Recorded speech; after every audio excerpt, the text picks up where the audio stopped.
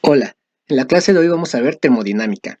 Sabemos que la termodinámica es una rama de la física que se dedica al estudio del calor y su relación con el trabajo. Ahora, hay que diferenciar entre calor y temperatura. El calor es la forma de energía que posee un cuerpo.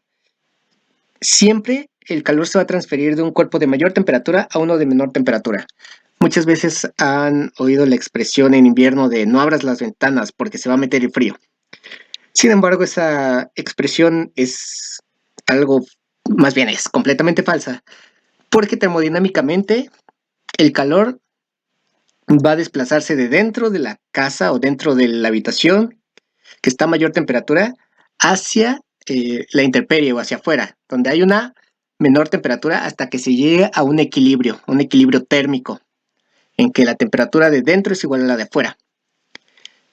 Entonces, la temperatura la podemos denominar como la propiedad que determina si un objeto va a estar en equilibrio térmico con otros objetos.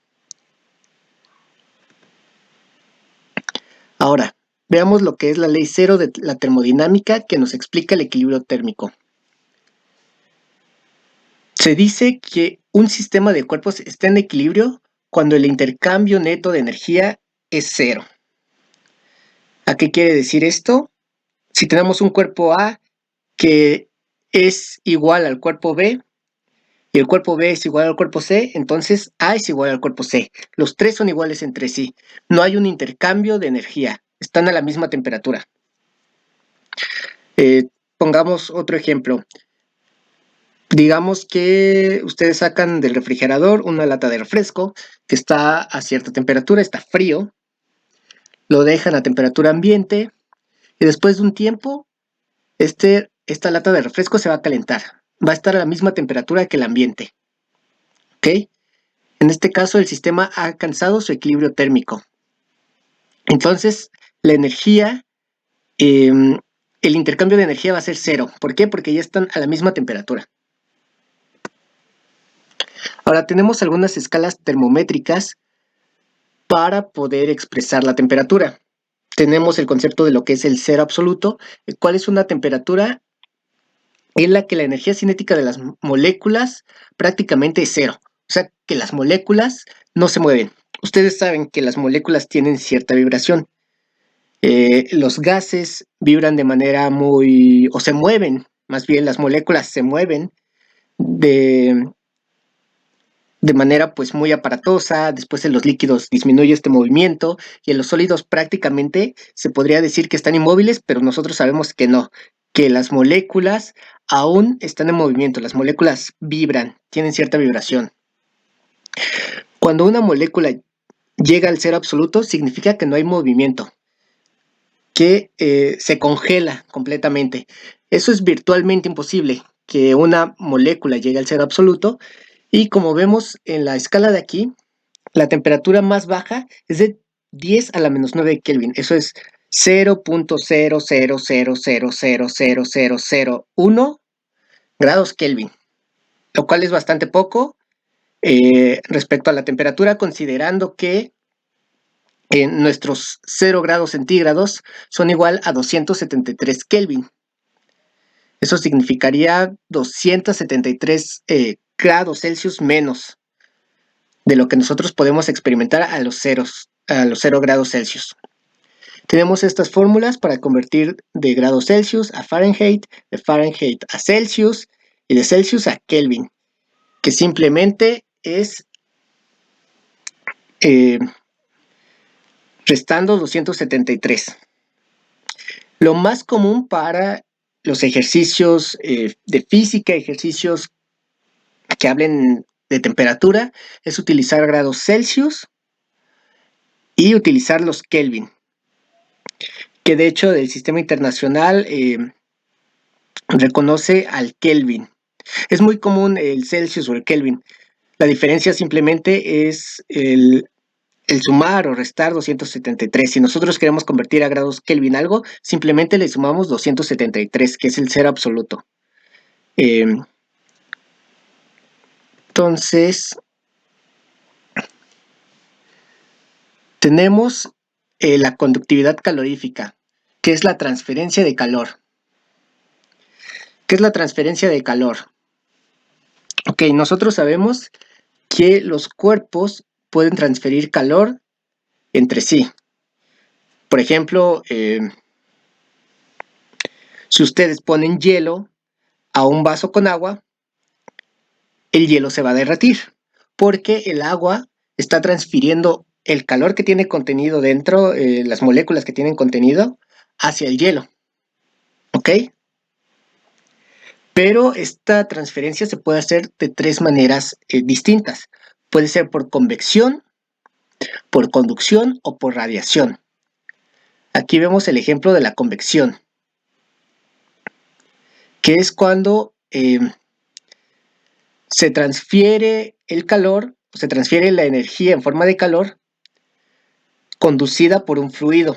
Puede ser el aire, como sabemos el aire es un fluido, o algún líquido como el agua.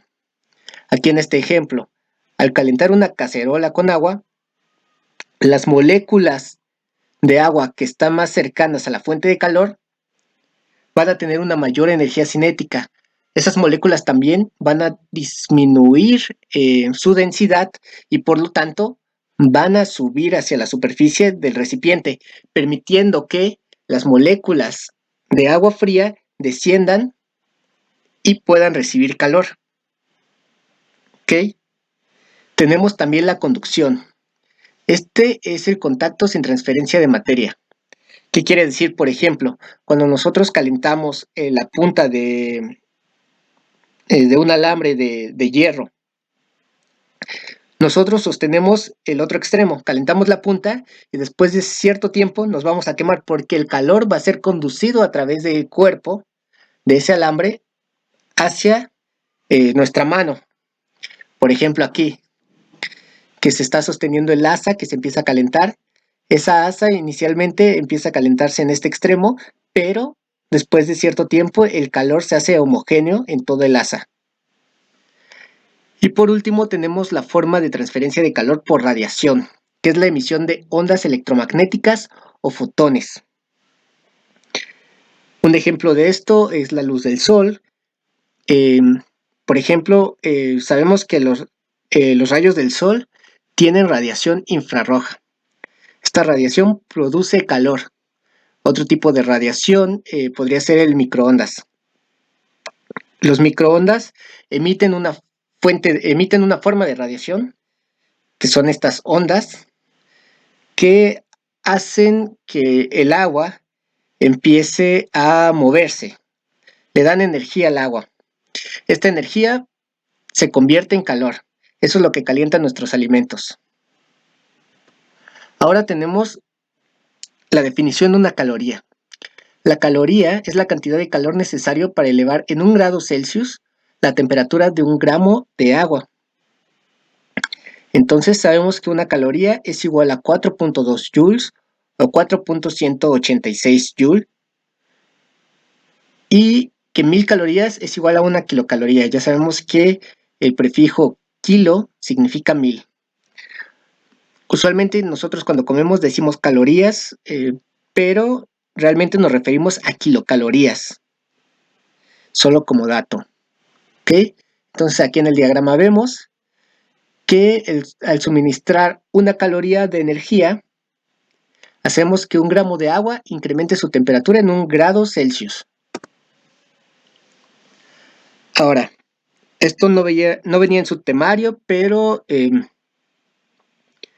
para conocimiento teórico vamos a ver rápidamente lo que es la dilatación térmica, que es cuando aumentamos la temperatura de un cuerpo, vamos a aumentar la energía de sus moléculas, la agitación, y esto va a causar que las partículas o las moléculas del objeto se alejen de entre sí, causando lo que es la dilatación. Y que cuando disminuye la temperatura va a haber una disminución de, pues de esa distancia. Las moléculas van a estar un poco más juntas. Esto lo podemos ver de 3 formas. Por ejemplo, aquí donde es una dilatación lineal. Se puede ver con una varilla de hierro o incluso en problemas de física lo han llegado a ver cuando se habla de vías del tren. Tenemos una barra de un metal que al calentarse sufre dilatación. ¿Qué significa? Que sus moléculas empiezan a adquirir energía y se empiezan a apartar unas de otras, lo que hace que eh, aumente en este caso el largo de una varilla. Como vemos, no significa que sea solamente una línea, que sea en una dimensión. Puede ser un bloque, pero aquí lo que se trata de ver o lo que se quiere hacer de notar es que la dilatación térmica por la forma del objeto va más hacia la extensión de lo largo.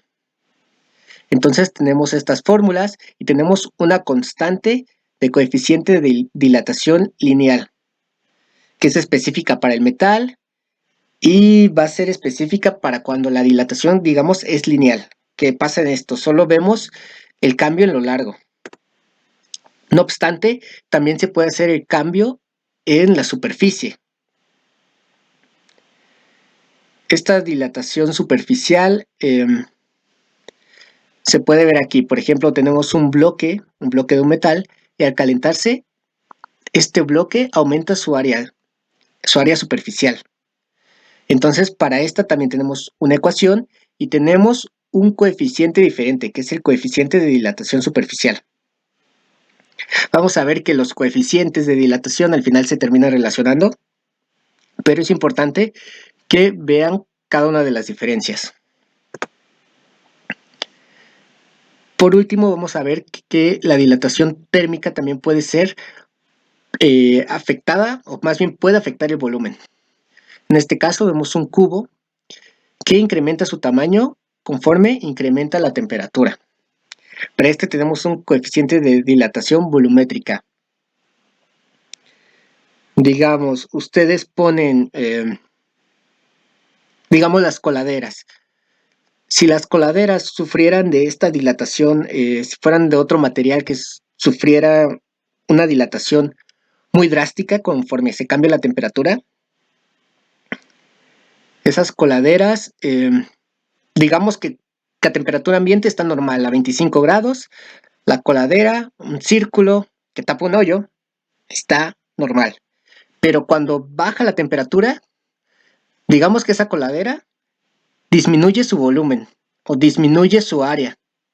Entonces, ese círculo es un círculo menor y puede caer en el hoyo. O digamos que hace mucho calor, entonces el círculo se expande y ya no se puede abrir esa coladera. Algo así es lo que estamos tratando, la dilatación térmica de un sólido, que también puede pasar en los líquidos, y eso es más por la densidad, y en el caso de los gases, igual cuando agregamos energía o agregamos calor, los gases tienden a ocupar un mayor volumen, las moléculas tienden a ir a una mayor velocidad, a incrementar el volumen, a incrementar su presión. Aquí vemos cómo se relacionan los coeficientes. 2 veces el coeficiente de dilatación lineal es igual al coeficiente de dilatación superficial, y 3 veces el coeficiente de dilatación lineal es igual al coeficiente volumétrico. Ahora veamos capacidad calorífica. Esta va a ser la razón entre la cantidad de calor que recibe un cuerpo y su incremento en la temperatura. La capacidad calorífica es, digamos que es una propiedad especial de cada material o de cada tipo de sólido, de cada metal, de cada líquido, ¿ok? ¿Esto qué significa? Por ejemplo, si agregamos 4 joules a 1 gramo de agua, ya sabemos que su temperatura va a subir en 1 grado. Pero si se los agregamos a otro compuesto o a otro material que no sea agua, tal vez su temperatura no suba o su temperatura puede subir incluso más. Ahora, tenemos al calor específico, que es la razón que existe entre la capacidad calorífica de una sustancia y su masa. ¿Ok? El calor que agregamos tiene que ver directamente con la masa. No es lo mismo que agreguemos 4 joules o una caloría a 1 gramo de agua a que se le agreguemos a 2. La temperatura no va a subir lo mismo si medimos el líquido, porque la masa es diferente de un cuerpo con otro. Tenemos esta tabla con algunos calores específicos de algunas sustancias a 25 grados Celsius. Dense cuenta que esta tabla que les puse está en joules por kilogramo por grado Celsius. Para convertir los valores a calorías por gramo por grado Celsius, se divide cada valor entre 4186. Y si recuerdan, 4.186 es el valor en joules de una caloría. Y aquí podemos ver, por ejemplo, un caso interesante. El hielo tiene su propio calor específico y el agua también tiene su propio calor específico. El vapor igual. Bien sabemos que tanto el agua como el vapor, como el hielo, están formados por H2O. Es la misma molécula, es agua. Simplemente cambia su estado de agregación de la materia. Pero para cada estado de agregación va a haber un calor específico. Ahora tenemos este ejercicio. A 300 gramos de una sustancia se le aplican 742.5 calorías para elevar su temperatura de 15 a 90 grados Celsius. ¿Cuál es la sustancia? Entonces tenemos la fórmula. El calor específico va a ser igual a la cantidad de calor que administremos entre la masa por la diferencia de temperatura, es decir, la temperatura final menos la temperatura inicial a la que estaba el objeto. La masa es de 300 gramos, el calor es de 742.5 calorías y la temperatura o la diferencia de temperatura es de 90 menos 15. Ahora simplemente sustituimos. Y el resultado nos va a dar 0.33 calorías por gramo por grado Celsius. Nosotros para buscarlo en la tabla vamos a tener que convertir a joules por kilogramo por grado Celsius, ya que recordemos que la tabla está en esas unidades. Y esto nos da un valor de 138.14 joules por kilogramo por grado Celsius. Entonces vamos a buscar un material que tenga este calor específico o cercano. Y si se dan cuenta, el material más cercano es este líquido, el mercurio líquido. Como dato curioso, el mercurio es uno de los pocos metales que a temperatura ambiente puede estar en forma líquida.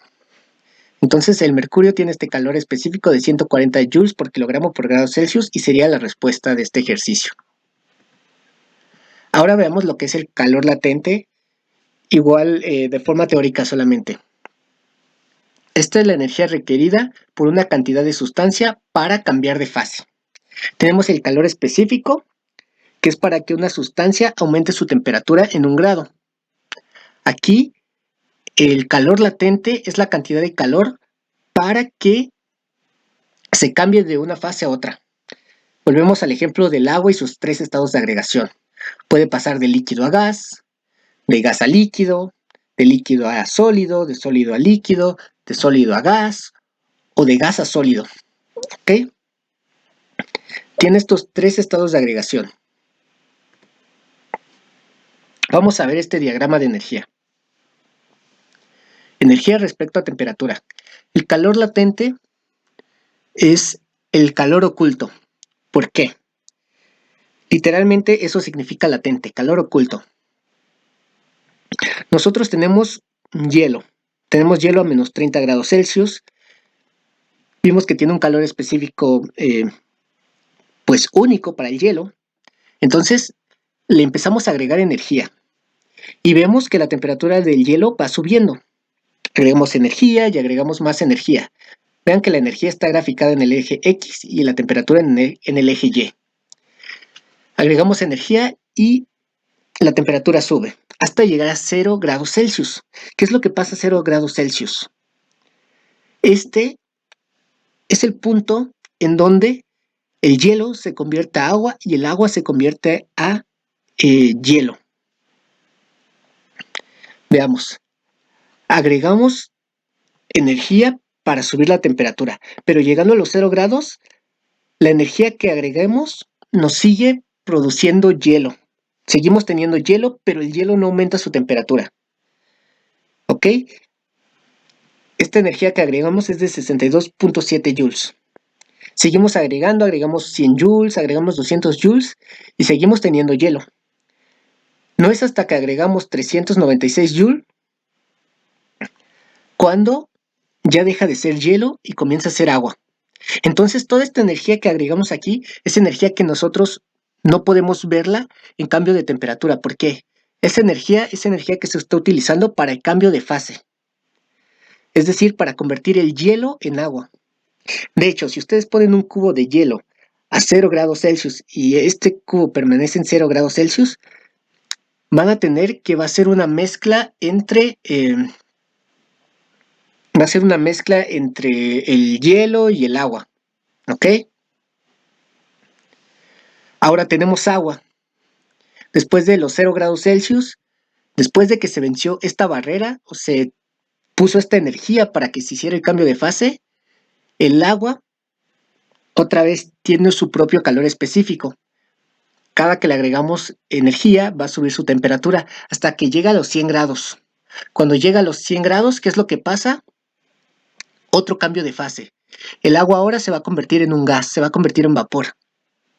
Para que se pueda convertir en vapor, tenemos que agregar mucha energía, tenemos que agregar más energía.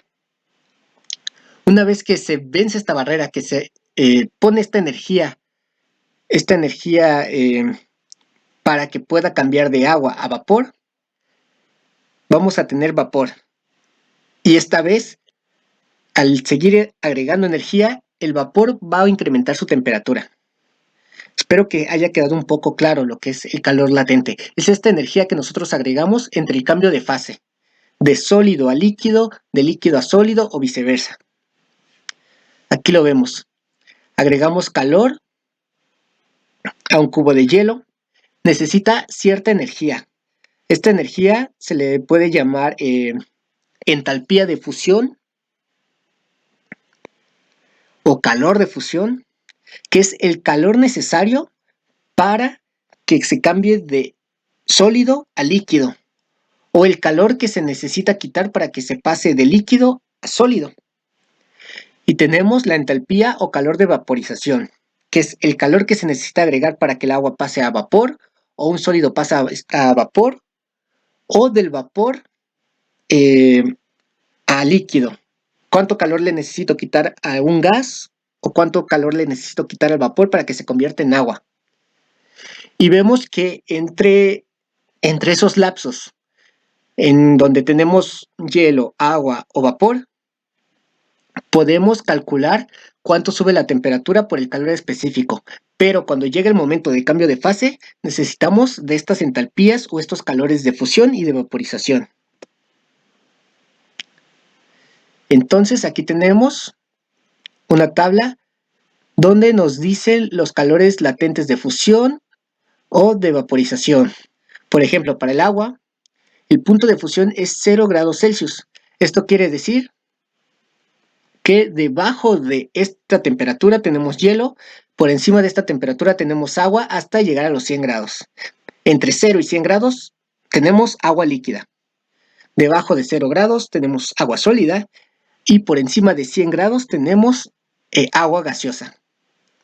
Y entonces, cuando ocurre este cambio de fase entre 0 y 100, utilizamos este calor latente. Cuando ocurra este cambio de fase de estado líquido a vapor, utilizamos el calor latente de vaporización. Muy bien, habiendo dicho esto, ahora tenemos la primera ley de la termodinámica, el cual nos dice que la energía no se crea ni se destruye, solo se transforma. Esto nos dice que si tenemos un sistema, el calor suministrado en este sistema va a ser igual al incremento de la energía del sistema más el trabajo realizado por el sistema. Para esto, quiero que tengan bien claro el significado de los signos. Si tenemos signo positivo en el calor suministrado, o en el calor del sistema más bien, significa que se suministra calor. Si el signo es negativo, quiere decir que el sistema cede calor. En la energía del sistema, si es positivo, el sistema incrementa su temperatura. Si es negativo, el sistema disminuye su temperatura. En el trabajo, si es positivo el signo, el sistema realiza trabajo. Si es negativo, se realiza un trabajo sobre el sistema. Aquí los signos son muy importantes para realizar los cálculos. No hay que confundirse y hay que tener claro qué es lo que se está haciendo sobre el sistema o qué está haciendo el sistema. Vamos a tener pues algunas cosas a considerar. Por ejemplo, si el proceso térmico es adiabático, no va a ceder el sistema calor, no va a ceder ni recibir calor. Es decir, imagínense que es una hielera, pero una hielera donde no puede salir ni puede entrar calor. Entonces, por lo tanto, el calor va a ser igual a 0. ¿Por qué? Porque no entra ni sale calor, no hay un cambio en el calor. Entonces, si recuerdan la ecuación que habíamos visto en un principio, al ser el calor 0, el trabajo va a ser igual simplemente a la energía interna del sistema. ¿Ok? Si un proceso es isocórico, entonces el volumen del sistema va a permanecer constante. Si el volumen del sistema es constante, entonces no se realiza ningún trabajo. Si no se realiza ningún trabajo o el trabajo es igual a 0, tenemos que la cantidad de energía o la cantidad de calor va a ser igual a la cantidad de energía en el sistema. Si un proceso es isobárico, es decir, con una presión constante, o si un proceso es isotérmico, donde la temperatura del sistema permanece constante, entonces la temperatura va a ser constante. Si la temperatura es constante, entonces la energía o el cambio de energía en el sistema es igual a 0 y por lo tanto el calor simplemente es igual al trabajo. Ahora veamos este ejercicio. Un sistema realiza un trabajo de 1500 calorías para incrementar su energía interna en 2000 calorías. ¿Cuánto calor en joules se le suministró? Entonces tenemos el trabajo. El trabajo lo está realizando el sistema. Entonces el trabajo es de 1500 calorías. Ahora tenemos la energía interna del sistema que incrementó 2000 calorías. Entonces, ¿cuánto calor en joules se le suministró? Simplemente es 2000 calorías más 1500 calorías, 3500 calorías fue suministrado a este sistema. Podemos hacer la conversión simplemente sabiendo que 4.2 joules es una caloría para convertirlo a joules. Muchas veces, la mayoría de los ejercicios, las cantidades son del orden de miles de joules. Entonces se ponen kilojoules. Entonces aquí tenemos 14.700 joules o 14.7 kilojoules. Ahora veamos la segunda ley de termodinámica. Es imposible construir una máquina térmica que transforme en su totalidad el calor en energía y viceversa. Sabemos que cuando se realiza algún trabajo, no toda la energía se transmite de manera eficiente. Parte de la energía se transforma en otras formas de energía. No es que se pierda, pero hablando del punto de trabajo, se pierde ese trabajo. Es decir, la energía no toda se transforma en trabajo. Por ejemplo,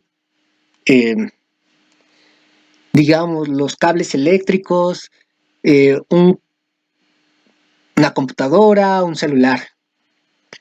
La energía eléctrica puede ser perdida en forma de calor. O en este caso, La energía térmica puede que no se manifieste o que no se transfiera toda en forma de trabajo.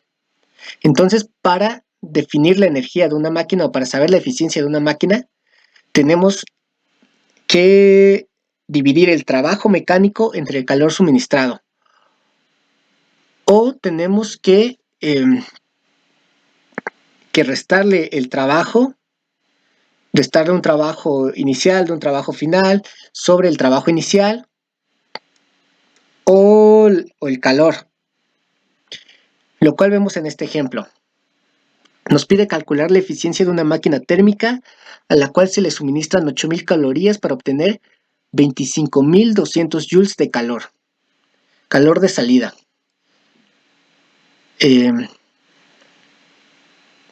Ok, entonces, ¿qué quiere decir esto? Pues yo tengo una máquina a la cual le suministro 8000 calorías, pero esta máquina saca calor, saca 25.200 joules de calor. O sea, no todo lo transforma en trabajo. Quiero que quede eso claro. Nosotros le metemos energía en forma de calor, la máquina saca energía en forma de calor, pero nosotros queremos que esa máquina ocupe ese calor para trabajo mecánico. Entonces, solo una fracción la transforma a trabajo mecánico. Tenemos el calor suministrado, que es de 8000 calorías. El calor de salida, que es de 25.200 joules, que si lo convertimos a calorías son 6000 calorías. Y entonces la eficiencia es 8000 calorías menos 6000 calorías entre 8000 calorías.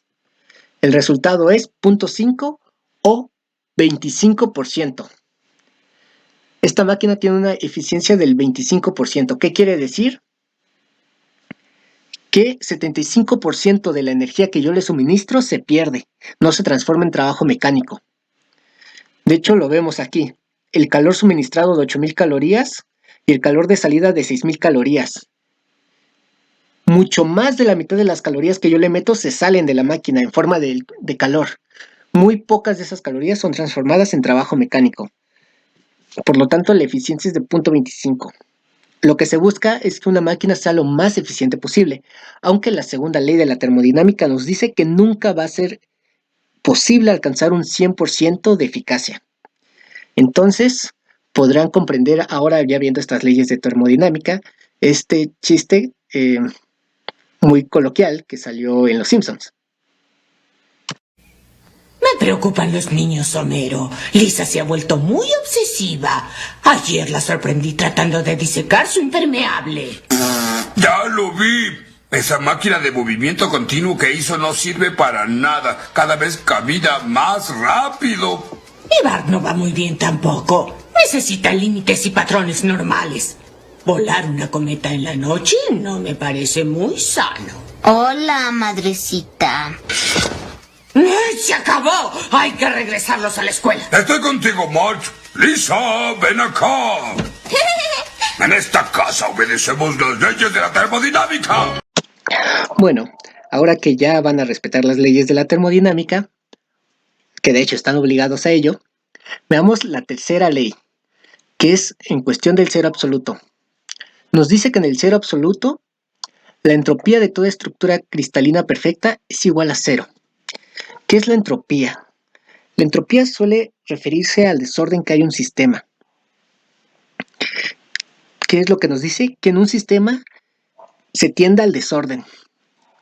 Se tiende a que las partículas, se tiende que estén desordenados, ¿ok? Por ejemplo, en un gas, que las partículas estén de un lado para otro.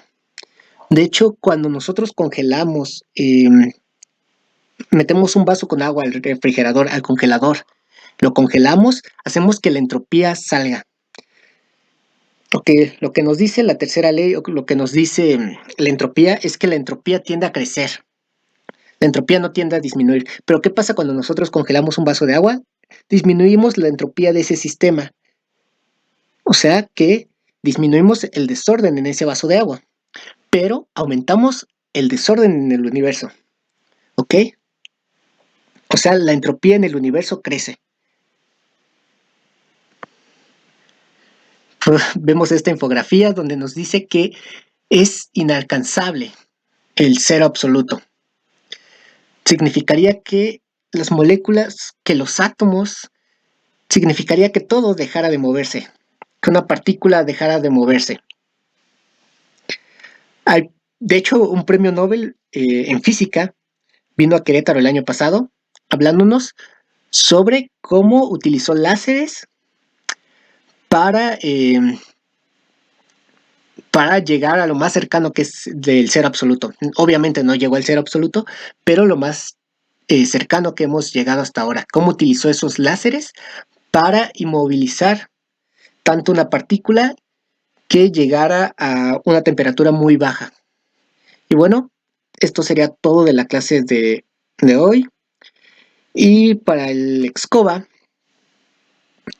si ven el formulario, no viene nada de esto de termodinámica, pero no está por demás saberlo porque puede que venga en forma teórica. Entonces, bueno, es importante que lo sepan. Espero que les haya servido. Si tienen dudas, escríbanme en mi correo, escríbanme en los comentarios y con gusto las voy a atender. Espero que hagan los ejercicios, espero que hagan algunos ejercicios de los que les he dejado. Y si quieren o tienen dudas o quieren hacer un ejercicio específico, pueden compartírmelo y nos daremos el tiempo después de todas estas como clases teóricas y más que nada fundamentales, que es lo básico, que es lo que prácticamente van a tener que dominar para el Excova. Nos damos a la tarea de resolver problemas. Entonces, espero que estén bien. Nos vemos.